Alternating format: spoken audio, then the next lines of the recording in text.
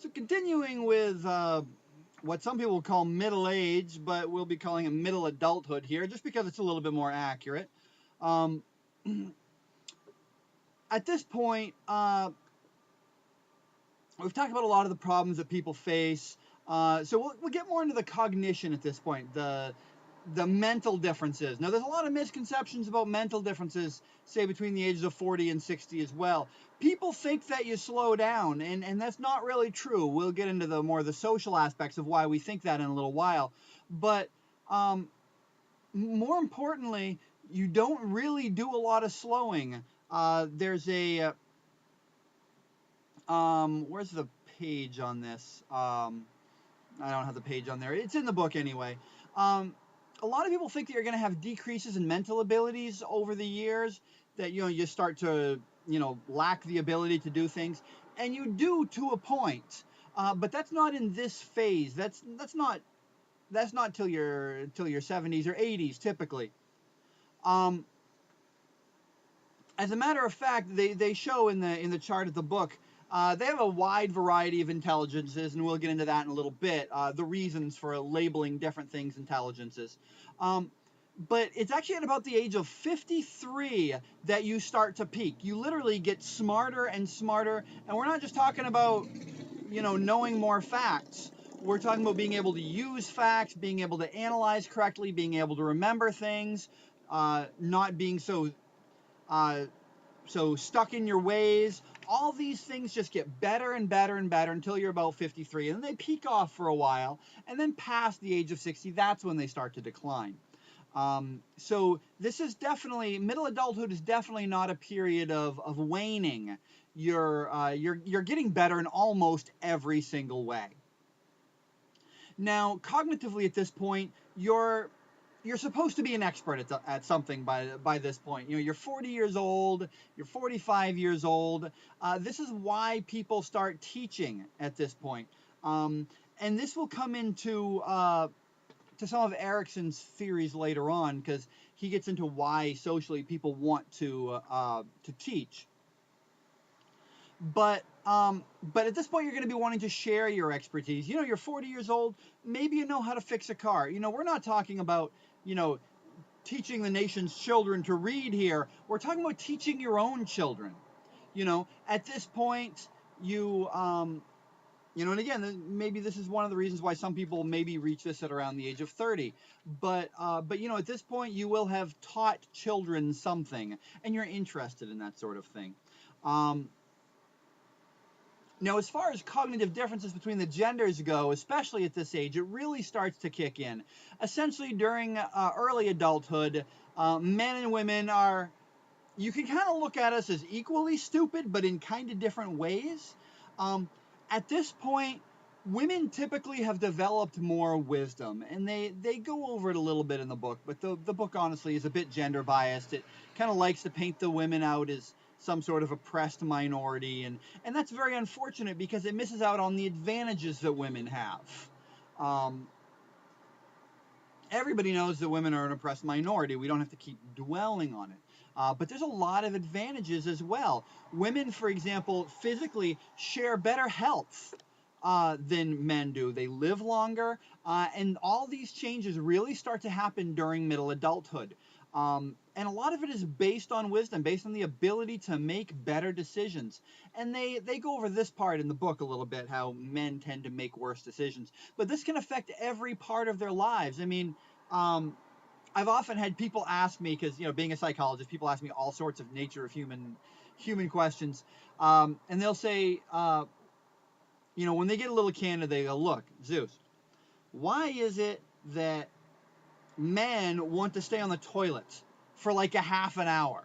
And women are in and out. They'll go in and out over and over and over again. But they're in and out. They're not going to be in there, and they're not going to just take a grunt for a half an hour. That's like a man thing to do. What is up with that?" Um, and I can only respond with the wisdom differences in the sexes. Um, I'm like, it comes down to making a good decision. People don't think of it like that because they go, well, how are you making a decision to stay on the toilet for half an hour? Um, it is a result of a bunch of bad decisions. There aren't too many women out there who are going to I don't know, eat 24 spicy buffalo wings and wash it down with a pitcher of beer. And for most men, especially in early adulthood, this is a great day. This is a day you talk about. You're hanging out with your friends and you're just having a great time. Women basically are smarter than that. They're going to make better decisions. They take care of themselves better. Um, yes, it's a little cultural. Not all women take care of themselves better. That's actually one of the problems with some of the ethnic minorities is it's not as much of a matter of pride for the women in some and we're not, of course, talking about every ethnic minority. We're basically talking about the culture that ethnic minorities have. It's not the people itself. It is the culture surrounding it. And it's a different culture. Um, so some of the women don't necessarily take pride in taking care of themselves once they reach this particular point. A lot do, by all means. Um, and this could be something that faded, but it was noticed in the early 90s that black women, the black culture has changed a lot in the last 20 years. But about 20 years ago, black women tended to really take care of themselves really, really well when they were in the 20 to 40 age range. And by about the time they got around 35, they already had their man. They tended to let themselves go, just like now the typical white male tends to let themselves go once they get around that age. But like I said, a lot of it is your decisions, and we went over last time some of those really big physical drawbacks that the decisions you make are going to have on you. A lot of these are going to lead to different stress, and there's, like I mentioned, there's this opinion, this popular belief that women are really a lot more emotional than men. And during middle adulthood, this is where this really comes to a head. The fact that it's totally not true. Men have just as many emotions as women, but women are frankly better equipped to handle them. And there's tons of communication research that shows this true in a variety of ways. But health-wise and cognitively wise, this really starts to kick in. Because men often have a great deal of responsibility. Traditionally, of course, not that everybody has the advantage of being part of a traditional household. But traditionally, the men always had much more responsibility than the women. The woman was there, she's taking care of the children, which by all means, for the first 5 years is kind of a full-time job. But after they go to school, the kids aren't there most of the time. So the responsibilities really, really go down. And meanwhile, the man still has the responsibility for the entire house. So this builds up a lot of stress. And because the man isn't really as emotionally competent as the woman is, the stress is going to lead to a variety of behaviors. You have a lot of drinking going on at this age. You have various vices that people try to use as some sort of an outlet. And of course now, for a lot of people that's changed. The woman often has just as much responsibility as the man, or more in some cases. In the case of a single mother, for example, obviously it's a lot more responsibility. But the fact is, like I said, cognitively they're better prepared for the responsibility. So they're going to wear their stress on their sleeves more, but there's no real indication that women are going through more stress. So the women are going to display the stress in a lot of emotional ways, where the men are going to display it in physical ways, because we're not allowed to really display our emotions as much, and we're certainly not allowed to learn about them. So instead, we just treat ourselves like crap when we die of heart disease 10 years earlier than women do. So this is the part where things like heart disease and whatnot are really going to kick in. At the same time, you're still, like I said, you're kind of getting smarter, more intelligent, more wise, having an ability to make better decisions. You'll notice that not a lot of people do drugs at this age. They've outgrown it. The fact of the matter is, doing drugs is a very childish thing. It's, there's a lot of just cheap hedonism and not wanting to take care of yourself. As we mentioned with cognitive dissonance, just lying to yourself, a lot of these bridging beliefs, there's health benefits or some crap like that, and it's not really as bad for you as they say. You don't really do that as much at this age. There are some people that do, by all means, but it's not the general trend. And you're not going to get as many drama queens. You'll probably notice that people that have the emptiest lives are the ones that make up the most problems. And so at this point, your life is kind of full because you've had 20 years to fill it. So you're not typically having people make as many problems. And this is one of the reasons why socially, people of middle adulthood are seen as more mellow. They've evened out. The fight has gone out of them. It's not the fight has gone out of them, it's just that they're not looking for fights anymore. They're still capable, usually more capable because they're making better decisions, to take the fight to someone else and, heaven help anybody that tries to take on somebody of this age and underestimate them, because they usually know what they're doing a heck of a lot more than a 20-year-old. Page 407 actually has some pretty good tips for handling things like stresses. A lot of the things I've went over already, things like view life as fluid, understand that you're going to have changes all the time. So, because if you look at a lot of the causes of stress, which I know we're not going to get into in this particular class, but a lot of the causes of stress are simply change. They say moving, getting married, getting divorced. These are just changes that are happening. So about this age, you're able to understand that life is fluid and the changes don't bother you quite as much. Set reasonable goals for yourself, not too high, not too low. At this point, hopefully you'll have some level of self-actualization and ability to see yourself objectively. Exercise regularly. That's one of those things that, while it's true, that's just kind of based on the scientific view that people who are in good shape have less stress. But at the same time, there's that really big third variable problem. People in really good shape make better decisions. They're making that one really good decision about themselves. I'm going to exercise. I'm not going to sit down and eat a whole bag of potato chips. These are stupid decisions people make. They probably make other better decisions as well. So there's a reason people who exercise regularly are better at dealing with stress and have less stress in general. Keep in mind, though, that you can couple this with the life is fluid thing. And you can, I may or may not have went over this last time, so I'll only mention it briefly, that when people need to make these big changes in life, they can't just make temporary changes. They have to actually realize their life is fluid and change who they are. I know a lot of people who have lost a significant amount of weight, and each time they did it, it wasn't because they went on a diet. It was because they changed what was important to them, how they thought, how they acted. They changed who they were on a very daily basis, kind of embracing this life is fluid as an idea.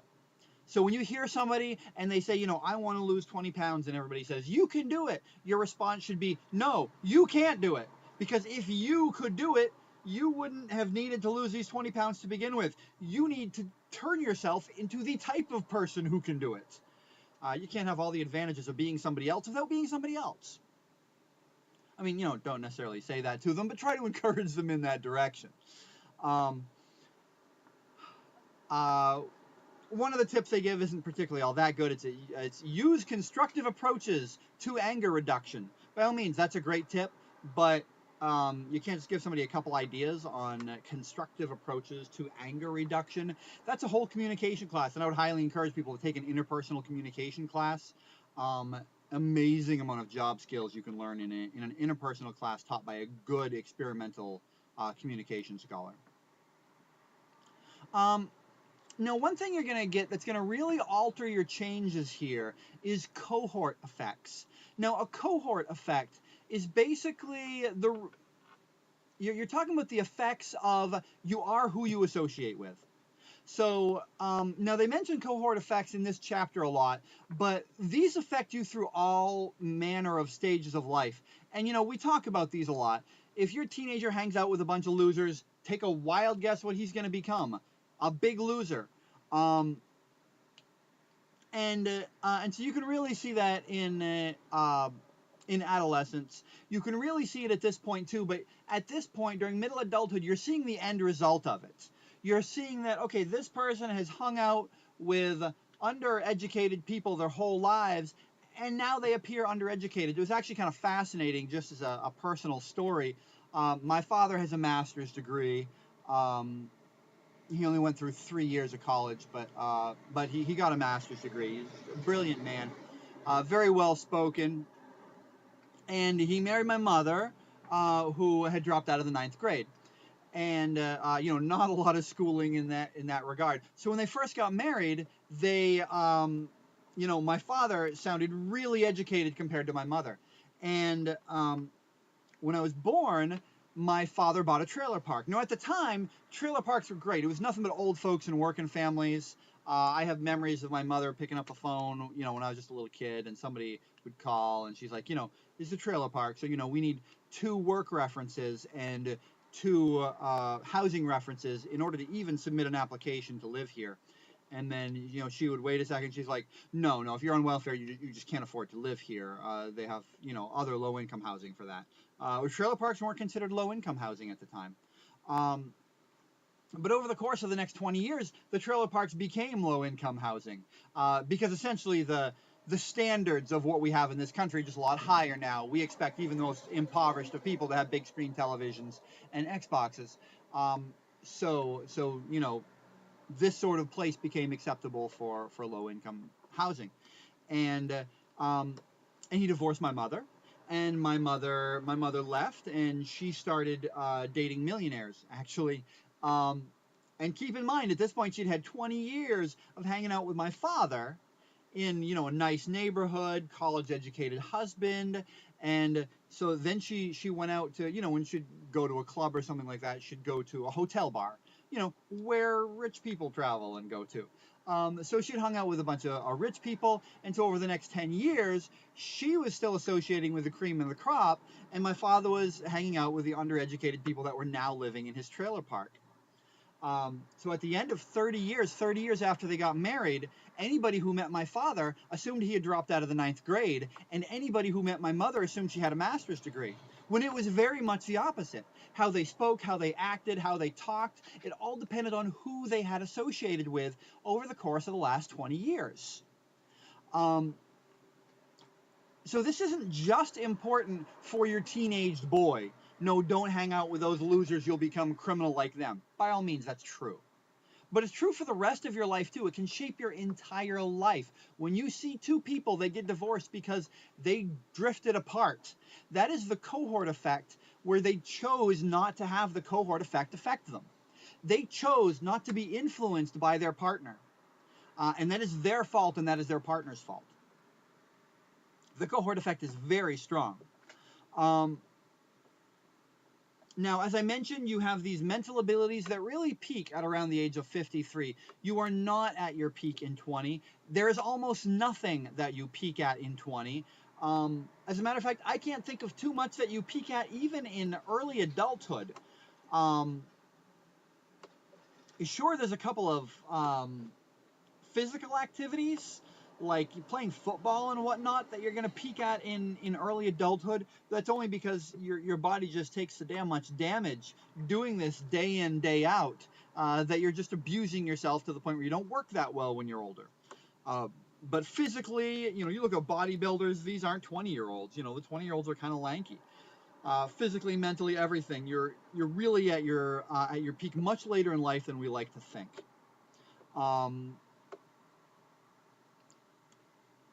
There's a lot of talk of different types of intelligences in the book.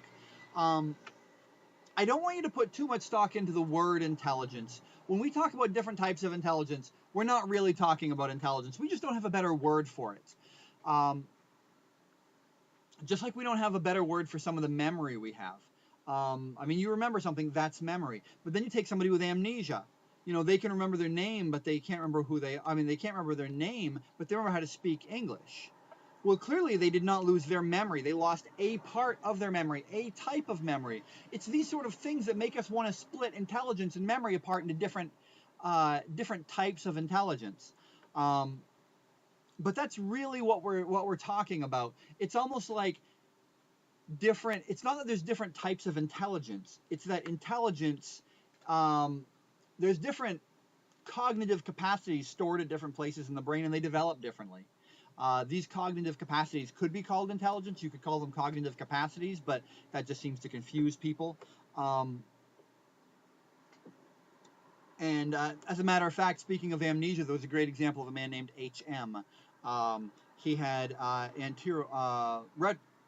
anterograde amnesia, I always get those two confused, where he couldn't form new memories. He got into a car accident and he couldn't form new memories, so, he thought he was 40 his whole life, even when he died when he was 70. I'm sure they didn't show him any mirrors because that would have scared the crap out of him. But he could never form any new memories, and so they obviously had to keep him in a hospital because you can't live anywhere when you can't form new memories. And every day he would get up, the doctor would come in. I can't say every day, it could have been every 5 minutes, he wouldn't remember. And basically, he would forget something as soon as he stopped paying attention to it. And so every time the doctor would come in the room, HM would stand up, he'd hold out his hand, he said, "Hello, I'm HM." He was a very polite man. And the doctor would shake his hand, introduce himself, and then ask how he was, whatever. And the first thing they noticed is, even though he couldn't form new memories, he wasn't constantly screaming. Which sounds kind of odd, because if he couldn't form any new memories, he got hurt in a car accident, you'd think that his last memory would be he was in a car accident, now suddenly he's in a hospital. That's pretty confusing. You'd think he'd be screaming all the time, but he wasn't. And so the doctor decided to play a trick on him. He got one of those little hand buzzers, like the Joker would wear. And, he held out his hand and he shook it. And he's like, "I got you." And he's like, "Oh, you got me." And then he just excused himself, because all he had to do was wait for HM to forget him for a second. And so he came in a couple minutes later, and then he held out his hand for HM, and HM just politely held his hands behind his back. And he's like, "You want to shake my hand?" He's like, No, thank you." And he's like, "Why don't you want to shake my hand?" He's like, "I just don't feel like it." He was still very polite. He didn't know why he couldn't form the new memory, but he could still learn without forming memories, which is just fascinating, first of all. But second of all, it's a very good display of a different type of intelligence. It's a type of learning without memories, without conscious learning. And these sorts of things change during age. And like I said, they pretty much all peak at around the age of 53. You just flat out get smarter. There are changes with creativity. Some people call creativity different types of intelligence. I'm not a big fan of that myself. Changes with creativity can be very difficult to pinpoint, because, like, we look at kids, and kids are kind of random. We don't really know what they're thinking of, so we see them as really creative. But when you look at all the really creative masterwork, Salvador Dali, Picasso, Michelangelo, these people didn't really hit their prime until middle adulthood. But like I said, they're really hard to measure, and more importantly, creativity is very hard to understand. In the 60s, when they started doing all the drug testing to see how drugs affected you, one of the first things that they noticed is that if you ask anybody who's on any sort of drug, specifically things like pot and any sort of cannabinoid or LSD, if you ask them what it's like, they're like, "My mind was enhanced. I became more creative. I understood things more." And so, like, okay, we'll have to test this. And they actually found just the opposite. They found that these people sucked. They weren't creative at all. They just thought they were. And very much the same thing goes with young people. Young people are not as creative as they think they are. They just don't have a good grasp on what it is even like to be creative. So that makes them think that they're better than they are. The last thing that I want to go over is returning students, because this is something that is relatively common at this point in life. I certainly have to deal with it a lot, very pleasantly so. There's this stereotype that there's a few stereotypes that are basically complete crap. One is that if you drop out of school, you'll never go back. And they say that to high school kids. They say, go to college now, because if you don't go now, you never will. If they say, "Well, I want to take a year or two off before I go to college," well, don't do that. You'll never go back to college. Maybe that's true, but maybe that's for the best. There's really no decent way to judge that. They might not go back to college, but a lot of people do go back to college. And they really start to do it during middle adulthood. For various reasons. A lot of times there's just been life changes. They got divorced, they need to pick themselves up, they need to do something with themselves, so this is a good time to start a career. Maybe they're just done with their first career and they want to do something else. There's a lot of reasons. And they're all good reasons. As a matter of fact, most of them are better reasons than people go to college when they're young. If you're 18 years old and you're going to college, you're either doing it because you want to learn, which is great, but if that is you, you are rare. You want to get your old man off your back because he's telling you to do something with your life, and you don't want to join the military and you don't want to get a job. So you go to college. That is typically why people do it. They just don't have anything better to do when they're young. But as returning students, they actually have a reason to be there. Um, Now, there's a stereotype that returning students aren't as sharp, and they don't feel as sharp as the younger students because they're like, well, it's been 20 years since I've done any of this stuff. Um, but really, it's like riding a bike. Returning to school is like riding a bicycle. You don't forget, and make sure and wear something white at night. Um, Always wear a helmet. And I'm not sure where the stereotypes come from because they're not there with the professors at all. I actually didn't know about the stereotypes uh, at all until relatively recently because I had only heard the professor side of it. The professors, we talk about our students all the time. We love returning students. They're more motivated, they're stronger, they actually show up to office hours every once in a while if they have a question. They actually ask questions in class. These are good students. They're usually not arrogant, they don't pretend to know things that they don't know. And they usually don't give up quite as easily as other students do. Other students that get one bad grade, like, whatever, professor's stupid. And they just stop. The returning student usually won't do that. They're like, no, I've got to do better. So I'm not particularly sure where the stereotype comes from, but it's completely false. And for the rest of you students, you should actually be looking for the returning students. They get better grades than you anyway. So see what they're doing and then do that. So we'll be going on chapter 16 next time. And hopefully it'll be as interesting as this one.